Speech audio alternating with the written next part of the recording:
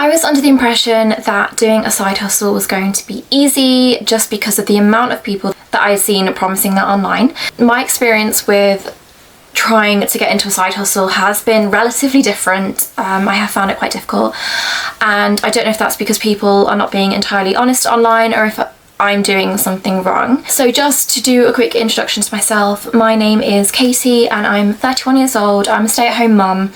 I recently did make the decision to not return to work after being on maternity leave, for reasons being, first of all, I want to stay at home with my daughter. I don't want to miss her milestones.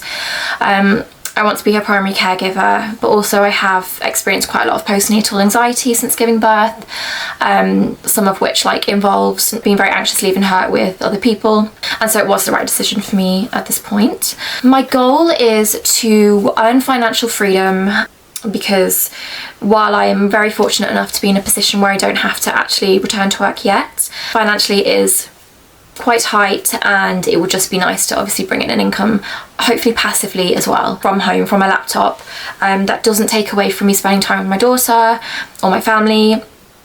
And yeah, that just, like I said, offers me more financial freedom. So over the past year or so, I've heard of quite a few different side hustles. They include stock photography, which is something that I am still considering as well, because I do enjoy photography, and I know it's not really high paying, but it is passive and it is something. It's better than nothing. Digital marketing and digital products is another one. This is something that I see hyped up a lot on social media. It's apparently probably the best way to earn a passive income, like a very high passive income. I have gotten to the stage where I have created products on Canva, but what comes after that I found just very overwhelming. I think there's so much information out there online about different things you can do to earn money and different ways to go about it, that the information can get very overwhelming, and also I do find it very hard to differentiate between what is legitimate and what is most likely a scam. Another one is teaching English online as a foreign language. I do have an English degree. That one still does appeal to me.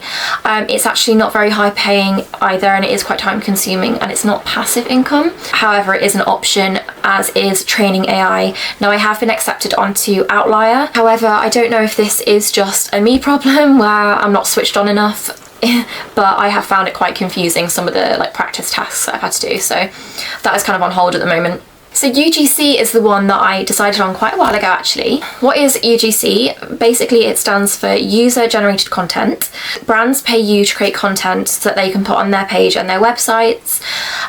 You don't have to be an influencer, you don't have to have a social media following, you just have to have skills in filming, editing, talking to the camera, and also you have to be able to represent their brand very well. Why do brands pay for UGC? So obviously a lot of brands use celebrities and influencers in their adverts. However, by using real people, it just creates trust with the brand and also relatability. Obviously people can relate to real people. I have actually started on my UGC journey. What I've done so far is I'm basically almost finished my portfolio, which is a very important factor of UGC. You need to have, like I said, you don't need a following, like a large following on social media. You do need a strong portfolio, because this is what the brands will be looking through when they decide whether or not they want to hire you. I've also created a TikTok page. Now, I started this around a month ago, and in the space of a month I have brought my following to, so as I was saying, in the space of a month, I have managed to take my TikTok following from 0 to 1,000. It has dropped from there, which is something I've kind of struggled with understanding why. I don't know if it's people actually actively unfollowing me, or if TikTok is clearing out spam accounts and bots. So where I actually reached 1,007 last week followers, I am now at 970 something. So that is disheartening, and it has actually, I'll be honest in saying that it has affected my motivation, and like I said, made me feel quite disheartened.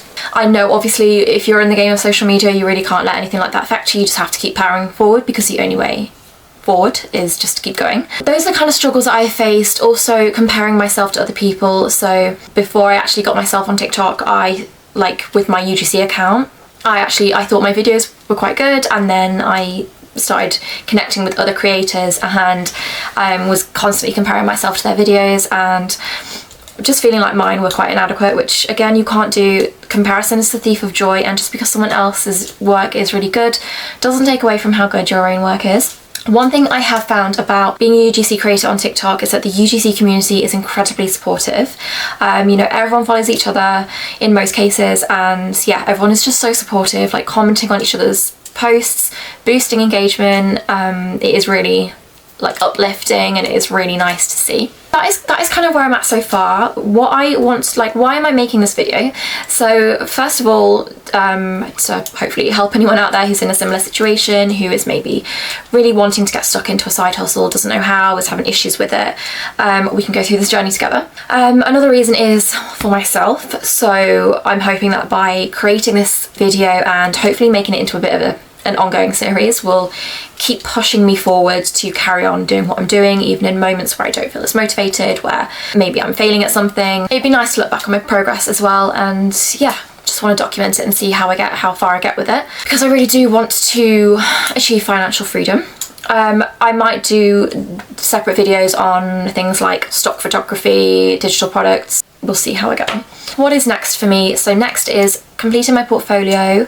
I also want to draft like an invoice that I can send off to different brands. Obviously each one will be tailored personally to each brand. I need to think about registering as self-employed once I start earning money, and obviously sorting out taxes. So with each paycheck I will need to keep a percentage that I can obviously keep aside, and then at the end of the year that tax will have to be paid. And just signing up for platforms where you can find UGC work, so Fiverr, I think Upwork is another one, Billow maybe, I don't know if that's right. Finding work, finding brands. Obviously I know that I'm going to face rejection. I think I just have to make myself comfortable with rejection, because that is a given in this industry.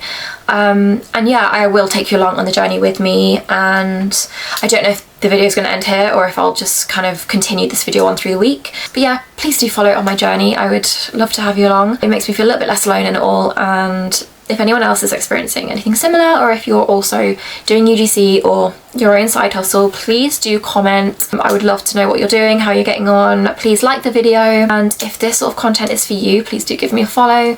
You know, I will be focusing, obviously my brand is very like motherhood based, but it will be a lot of this like side hustle based, because obviously I want to be a stay-at-home mum who's financially free. So yeah.